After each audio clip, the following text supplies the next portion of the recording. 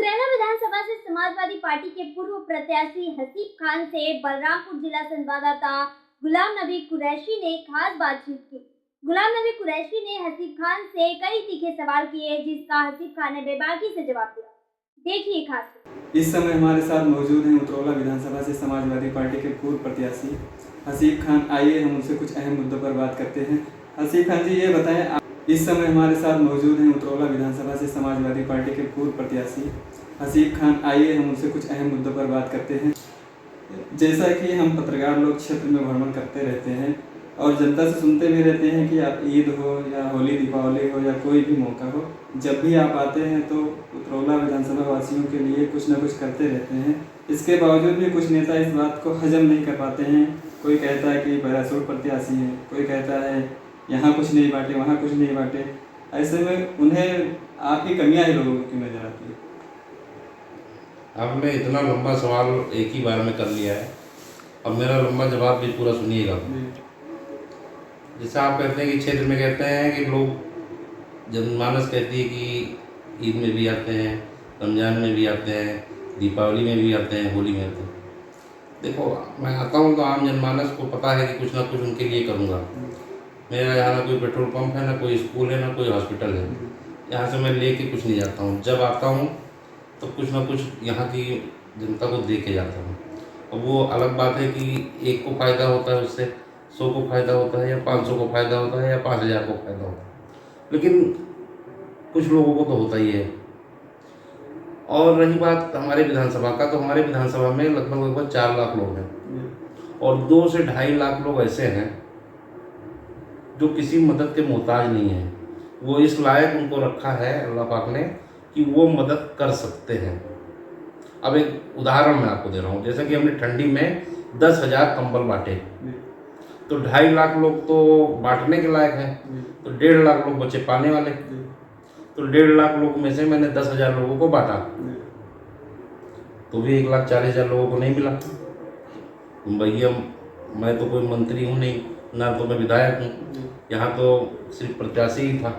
यहाँ तो प्रत्याशी भी रह चुके हैं, 2 बार विधायक रह चुके हैं, 1 बार विधायक रह चुके हैं। कोई सवाल उनसे क्यों नहीं करते? चलिए ठीक है, ये भी अच्छी बात है, हमसे सवाल करते हैं। आदमी सवाल उसी से करता है। जैसे आप सड़क पे जा रहे हैं, आपको किसी ने रोक के नमस्ते या हेलो हाय करके हालचाल नहीं पूछा, आपको बुरा नहीं लगेगा। लेकिन कोई आपका अपना अगर जा रहा हो, नहीं पूछा, तो आपको बुरा लगेगा।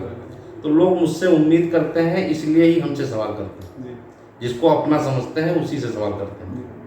तो अच्छी बात है, मुझे अच्छा लगता है। लेकिन जो लोग ये कहते हैं यहाँ नहीं मिला, वहाँ नहीं मिला, चलिए हमने 10,000 लोगों को बांटा, 2.5 लाख लोग ऐसे हैं जो मदद करने के लायक हैं। अल्लाह पाक ने उनको बनाया। ये सब बैठ के होटल पे और फेसबुक पे लिखने से अच्छा है एक एक कंबल अगर वो भी निकाल दे बांटने के लिए, तो कितने कंबल हो जाएंगे? 2.5 लाख हो जाएंगे। और ज़रूरत कितनी है? 2 लाख की है। 1.5 लाख की। 1.5 लाख की है। 10,000 तो मैंने दे ही दे दिया, दिया। किसी की जरूरत बचेगी? नहीं। लेकिन अल्लाह पाक जिससे जो चाहता है वो कराता है। किसी को लिखने के लिए बनाया है, खाली तुम ये लिखो, बदले में कंबल भी तो बंटवा सकता है अल्लाह पाक चाहे तो, और सारी तकलीफ भी। लेकिन ठीक है, जिसके लिए जिसको पैदा किया गया है, जो काम कर रहा है वो अपना काम कर रहा है, मैं अपना काम कर रहा हूँ। और रही बात पैराशूट प्रत्याशी और इसकी बात जो कर रहे हैं, पैराशूट प्रत्याशी होना आसान काम नहीं है। पैराशूट प्रत्याशी होने के लिए एक जहाज़ चाहिए नंबर 1, और फिर सबसे बड़ी चीज़ कलेजा चाहिए पैराशूट से उतरने के लिए। जहाज़ तो चलो भाड़े से भी ले आओगे, लेकिन वो कलेजा कहाँ लाओगे? हसीब खान जैसा। लोगों को तो छोटे मोटे टेंशन पे बीपी बढ़ जाता है, हड़बड़ा जाते हैं, एकदम से पागल हो जाते हैं, गुस्सा आ जाता है। इतना बड़ा टेंशन झेल पाएंगे पैराशूट से उतरने के लिए? पैराशूट जहाज भी मंगा लो भाड़े से, दोस्त यार से भी मांग लो 1 घंटे के लिए कि कूदना है मुझे पैराशूट से, लेकिन वो कलेजा तो लाओगे कहाँ से? कलेजा कहाँ से लाओगे? कलेजा तो ऊपर वाला ही बना के देता है। ठीक है, तो कहने के लिए लोग कहते रहते हैं।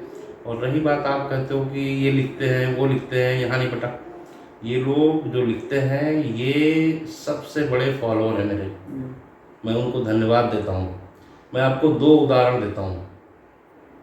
जो लोग कमियाँ लिखते हैं उनके फ़ायदे मैं बताता हूँ आपको। आज तक आपको किसी ने नहीं बताया होगा, आप पत्रकारिता बहुत दिनों से कर रहे हैं, इसलिए मैं जानता हूँ। क्योंकि मैं बड़े नेताओं का मतलब बुजुर्ग नेताओं के बीच में बैठता हूँ और उनका एक्सपीरियंस। मैं एक पत्रकार ने लिखा, जब मैं नया नया राजनीति में आया तो मैंने कार्यालय का ओपनिंग कराया गोपनी नगर में, सारा खर्चा मैंने किया था, सारा मैनेजमेंट मेरा था। जब माननीय राष्ट्रीय अध्यक्ष जी अखिलेश यादव जी आए तो भीड़ इतनी तेज आई कि समाजवादी के लोग और दूसरे लोग इतना तेज धक्का मारे कि मैं मंच से बिल्कुल बाहर हो गया, खुद ही पीछे हट गया। और जब फोटो सेशन हुआ तो उसमें मेरा फोटो नहीं। एक पत्रकार, नाम नहीं लूँगा, हमारे बहुत करीबी हैं और उनके लिखने से मुझे बहुत फायदा हुआ। उन्होंने लिखा, हसीब खान को नहीं मिली मंच पे जगह, अखिलेश यादव की सिक्योरिटी ने उन्हें घसीट कर मंच से नीचे उतारा। बड़ी बेइज्जती महसूस हुई। उतरौला आया मैं, इतना सब खर्चा करने के बाद में सब ये खबर चल रही है पहली बार राजनीति में, और ये सब सुन के बड़ा अफसोस हुआ कि ये बहुत दिनों तक अफसोस होता रहा।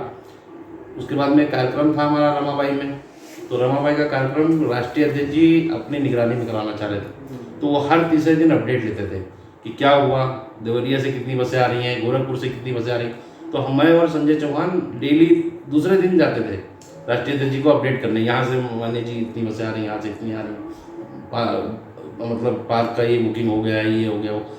तो मैं रोज़ कहना चाहूँ कि मान्य जी देखिए, आपका कार्यालय जब ओपनिंग मैंने कराया था ऐसा एक पत्रकार ने लिखा, लेकिन हिम्मत नहीं पड़ पाती थी, इतने बड़े नेता और मैं एक नया छोटा कार्यकर्ता, तो हिम्मत नहीं पड़ पाती। एक दिन राष्ट्रीय अध्यक्ष जी थोड़ा मस्ती मजाक के मूड में थे, तो हमने अपना फेसबुक खोल के दिखा